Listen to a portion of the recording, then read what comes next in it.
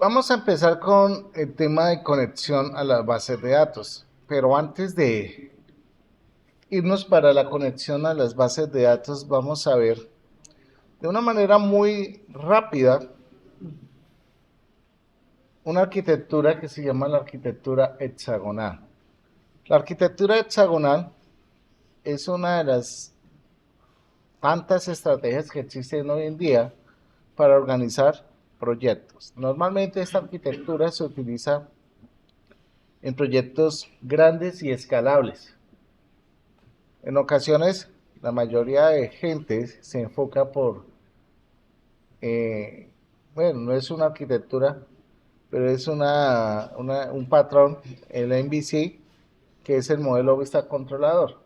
Pero básicamente el MVC está enfocado más que todo hacia aplicaciones monolíticas que no van a tender a crecer en el tiempo.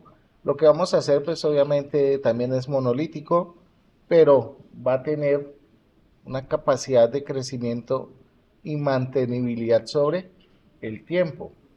Y ya van a entender el por qué. Pero, ¿qué es la arquitectura hexagonal?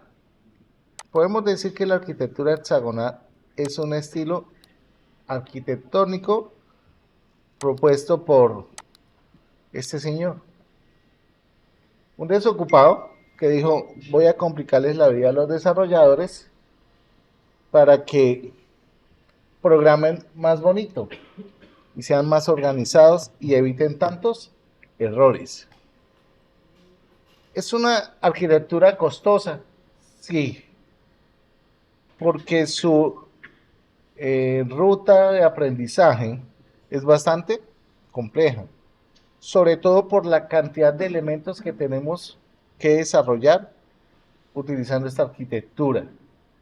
Es importante tener en cuenta que esto nos va a permitir trabajar de una manera muy independiente en proyectos bastante grandes, donde cada uno de nosotros va a poder tener la capacidad de desarrollar un módulo sin preocuparse por lo que están haciendo los demás desarrolladores. Y eso es lo que ustedes van a tener que vivir ahorita en este primer proyecto, que va a ser en equipo de trabajo, donde ese equipo de desarrollo se van a distribuir tareas, y esas tareas cada uno de ustedes las debe cumplir. Dice que busca resolver problemas muy comunes, como dependencia del negocio hacia la tecnología. ¿Ok?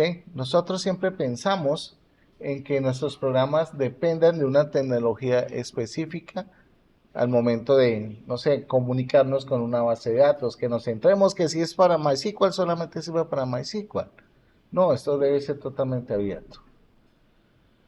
¿Qué tenemos dentro de esta arquitectura? Tenemos el dominio, que dentro del dominio tenemos entidades, value objects, tenemos interfaces. Dentro de aplicación tenemos casos de uso.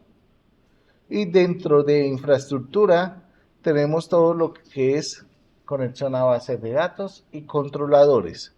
Cuando estemos viendo API REST, pues vamos a entender el concepto de controlador. ¿Listo?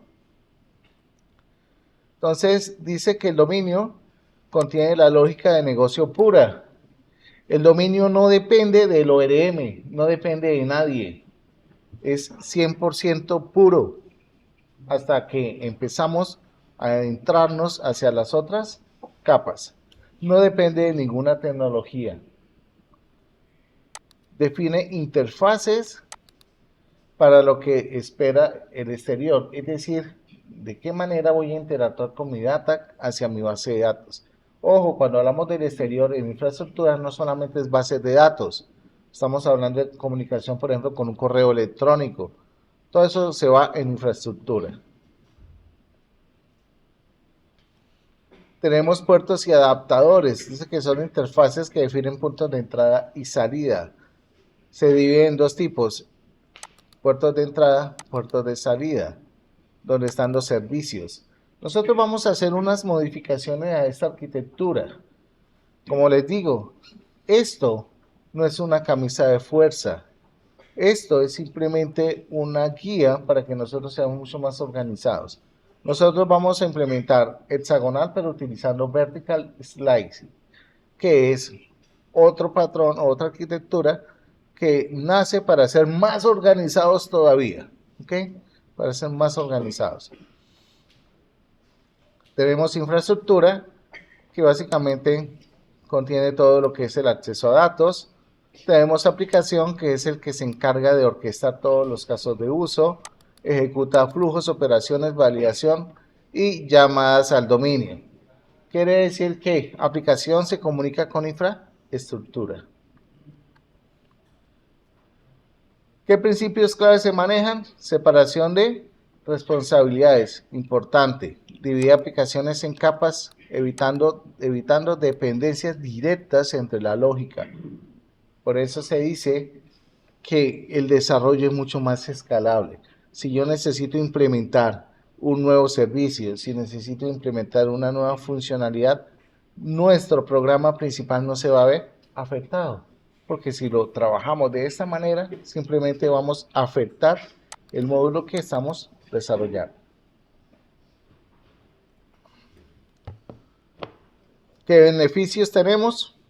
Alta modularidad, fácil mantenimiento y escalabilidad, independencia de infraestructura, mayor flexibilidad y pruebas. Cuando hablamos el tema de pruebas, es cuando hacemos pruebas unitarias a nuestro software para determinar si lo que está corriendo ahí cumple con lo que esperamos en nuestro caso de uso. Lastimosamente nosotros acá no alcanzamos a ver pruebas unitarias. Mas, sin embargo, voy a mirar si me tomo un tiempo para explicarles sobre pruebas unitarias, que es un tema muy importante para ustedes como desarrolladores. Y si no lo vemos, les recomiendo que investiguen sobre pruebas unitarias. Pruebas unitarias en desarrollo de software. Es algo que pide la industria. Y si ustedes no lo dominan, chao. ¿Qué es un caso de uso? Los casos de uso son acciones o trabajos en concreto que el sistema debe realizar para cumplir una necesidad del negocio o del usuario. Dice que en la guía que tiene Microsoft sobre arquitectura, dice que se define en la capa de aplicación. Es decir, los casos de uso, ¿dónde van? En aplicación.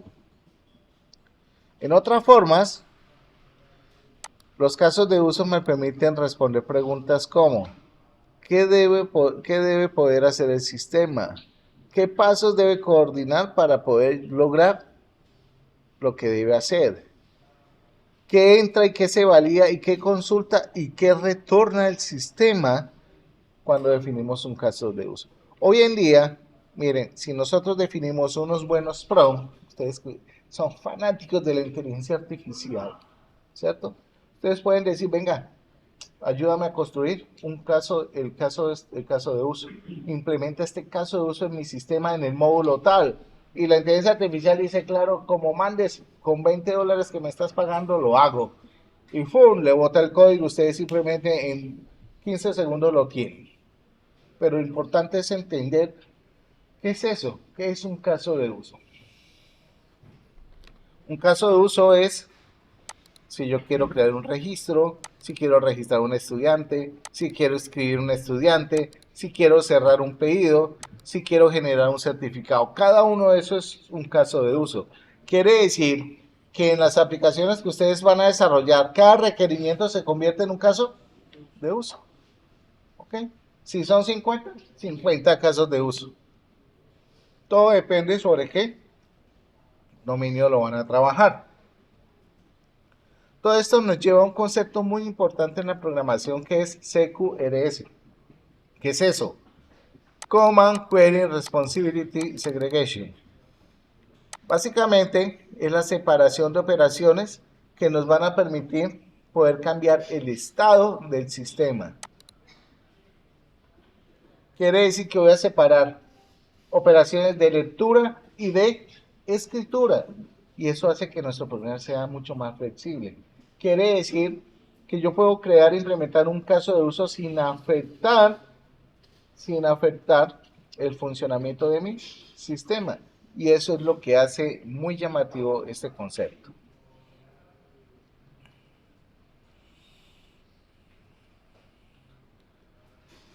Aquí, por ejemplo, tenemos esta clase de matrícula donde tenemos casos de uso. Inscribir un estudiante a un curso. Acá tenemos la definición del caso de uso. También puede ser un servicio. Nosotros vamos a empezar un pequeño ejercicio. Pero hoy ese pequeño ejercicio simplemente nos vamos a sentir muy contentos si logramos conexión con base de datos. ¿Ok? En el documento, en la parte inferior, bien inferior, van a encontrar la URL del repositorio. Esa URL del repositorio es una guía. Por favor, es una guía. Es para que ustedes tengan un respaldo de cómo el profesor está haciendo las cosas. No es para que ustedes digan, ah, entonces no hago nada en clase, simplemente después descargo lo que el man hizo ahí y ya. Es importante, por favor, que lo tengamos presente.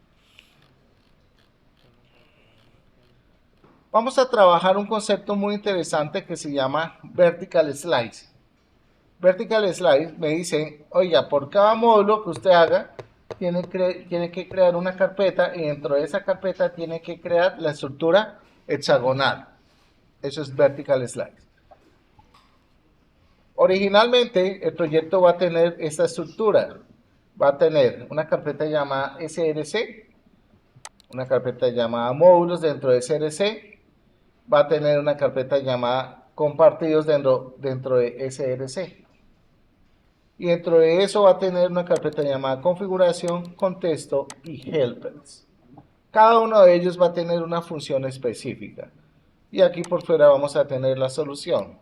Entonces, por favor, el primer paso que ustedes van a llevar a cabo es la creación del proyecto vacío. Entonces, aquí tienen el comando para que no se desgasten mucho. Entonces, por favor, vamos a empezar. Coloquen ese mismo nombre. Ah, profe, pero es que el repositorio, bueno, no sé dónde vayan a clonar o dónde lo vayan a descargar. Necesito que creen ese proyecto. Al final, pues vamos a tener esta respuesta.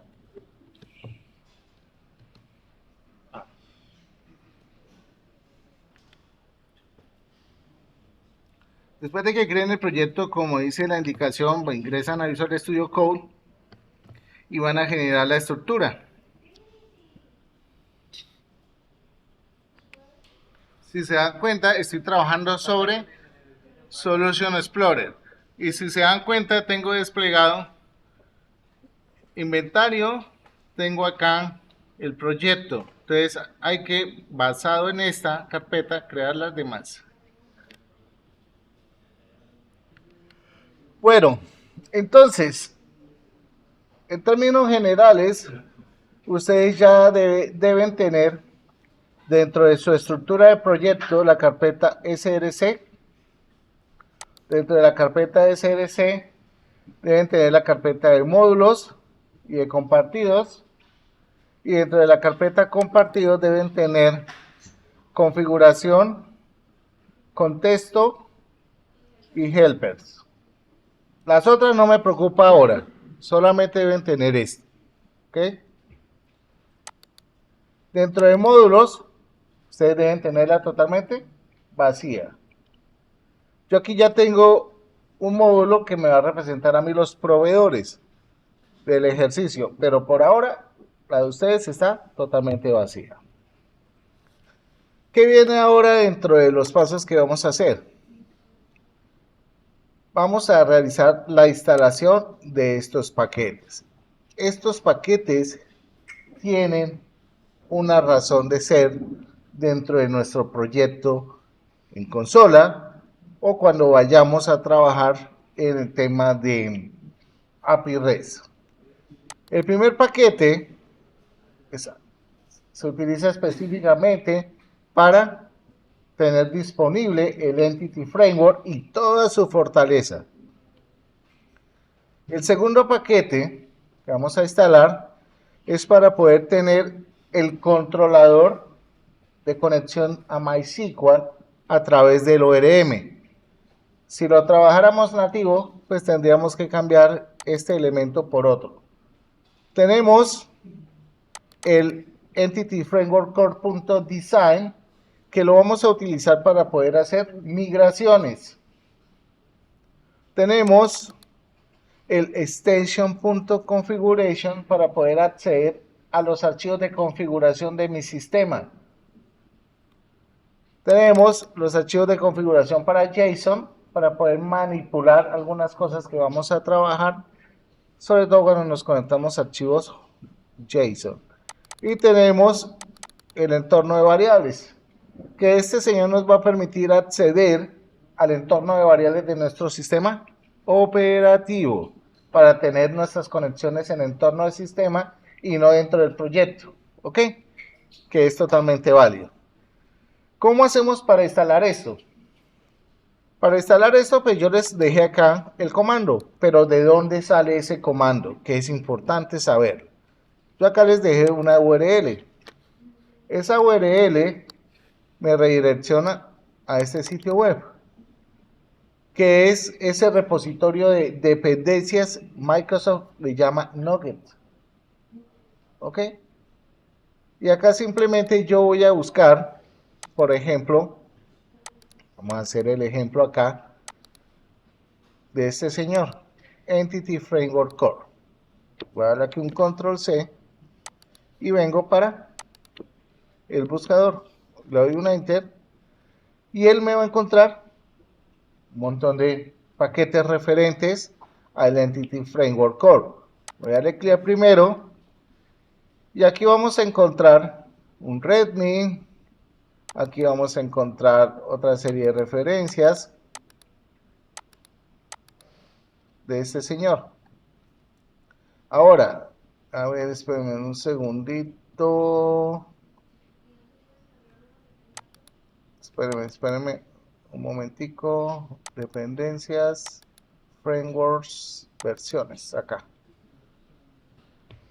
Por acá tenemos en versiones, tenemos todas las versiones disponibles. Aquí tenemos la 10.05, etcétera. Pero tenemos un pequeño problema. Yo no puedo trabajar la 10.05 acá, del paquete, del framework. ¿Por qué? Porque resulta que pomelo.mysql, creo que es, solamente tiene soportado hasta la versión 9 del Entity Framework. Todavía no han sacado la versión de soporte 10. Y si yo trato de usarlo, no voy a hacer nada. Me va a generar errores de compatibilidad. ¿Listo? Tocaría que descargar la 9.0.0. Esta. Entonces, en este orden de ideas, pues yo le digo, bueno, listo, voy a descargar la 9.014. Acá es importante, sí, existe una versión un poco más reciente. Fíjense que yo ya les puse la 9.09. Vamos a mirar acá, regálenme un momentico. Voy a mirar por acá en mi inventario projects. Acá. ¿Qué versión tenemos instalado acá? Acá nos dice que tenemos soporte para la 9. Vamos a tratar de instalar la 9.09. En caso de que tengamos problemas, pues tendremos que bajarnos hacia la 9.0. Y en Pomelo, vamos a mirar qué tenemos por aquí en la de Pomelo, la 9.0. ¿Ok? Entonces, para esto, sencillamente aquí en el paquete, voy a irme por la 9.09 y fíjense que aquí me aparece el comando. Yo puedo instalarlo en el NetClick o puedo instalarlo en el PowerShell. este es el comando para instalarlo en el PowerShell. Pero a mí no me interesa el PowerShell, me interesa el NetClip. Entonces vamos a hacer la instalación.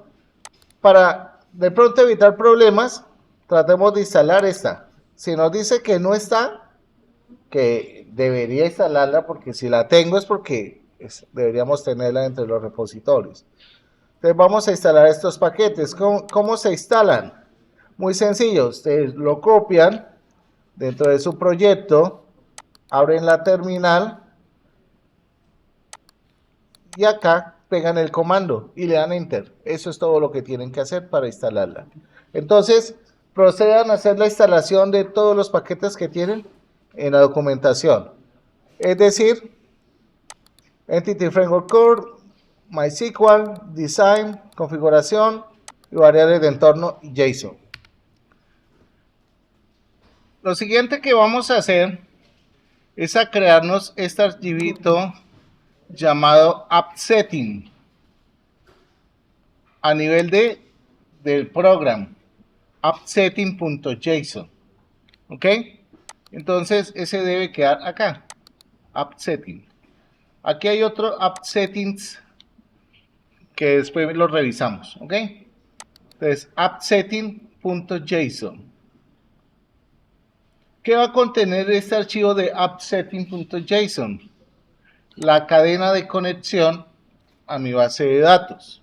¿Ok? Entonces aquí es donde configuro. Yo puedo tener cadenas de conexión a MySQL, a Postgres, a Oracle, a SQL Server y poder cambiarlas dentro de mi programa cuando se me antoje, dependiendo del sistema gestor de base de datos que esté utilizando.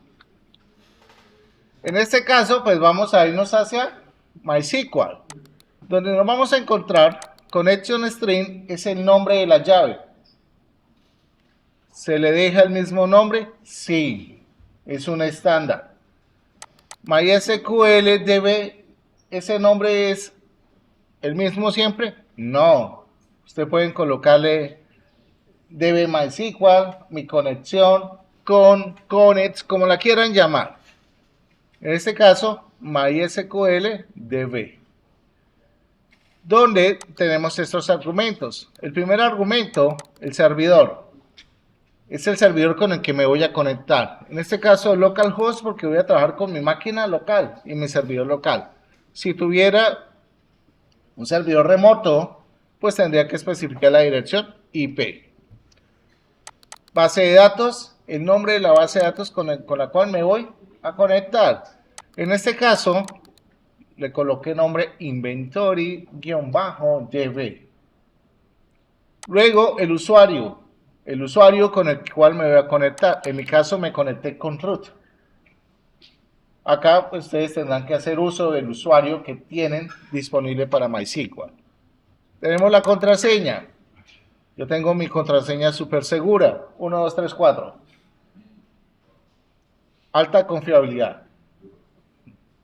Y le digo que no tenga en cuenta el modo de conexión SSL, porque no tenemos ninguna conexión de socket seguro. ¿Ok? Entonces, por favor, creemos el archivo appsetting.json. Para crear el archivo JSON, el appsetting.json, no lo hagamos desde la solución, porque si lo hacemos desde la solución, posiblemente nos va a generar problemas, ¿sí? Mire que le doy clic derecho y no me deja, tendría que usar acá esta opción, y al darle clic acá me da solo estas opciones, ¿ok? Entonces, para eso y evitar inconvenientes y estrés, vengo acá al explorador de Visual Studio, clic derecho, nuevo archivo, y aquí le coloco el nombre appsetting.json. Eso es todo lo que hay que hacer. Recuerden que es a nivel de proyecto, a nivel de program.cs. Quiere decir que este archivito y este archivito tienen que estar al mismo nivel. Atención. Ahora tenemos que configurar en el CS Project nuestro item group. Recordemos que acá simplemente hacemos referencia a nuestros settings. Entonces, vamos a hacer lo siguiente. Vamos a hacer lo siguiente. Resulta que lo más probable es que de pronto tengamos algún error en la creación del archivo. ¿Ok? En el setting y settings. Lo que pasa es que para el app context voy a utilizar uno y para el proyecto voy a utilizar otro. Entonces tenemos que crear el otro archivo que se llama app settings con S. Ahora sí, Valentina, por favor, cree el archivo app settings con S. Y luego esto, ojo, esto lo vamos a hacer de la siguiente forma. Lo que pasa es que pues yo había construido una serie de cosas y me había equivocado acá y acá le puse settings con S, vale, fue error mío.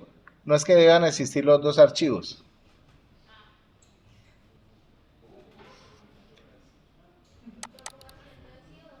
Sí, creen el app settings con S. ¿Cómo? App settings con S. Sí, sí, puede borrarlo. O déjelo ahí, déjelo, igual no le va a estorbar. Entonces, ¿por qué lo creamos? Porque si yo me equivoco, ustedes también. Mira,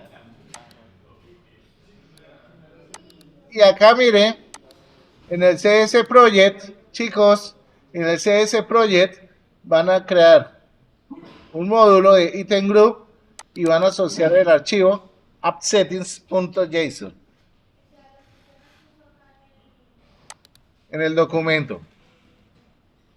Van a agregar esa estructura. ¿Ok?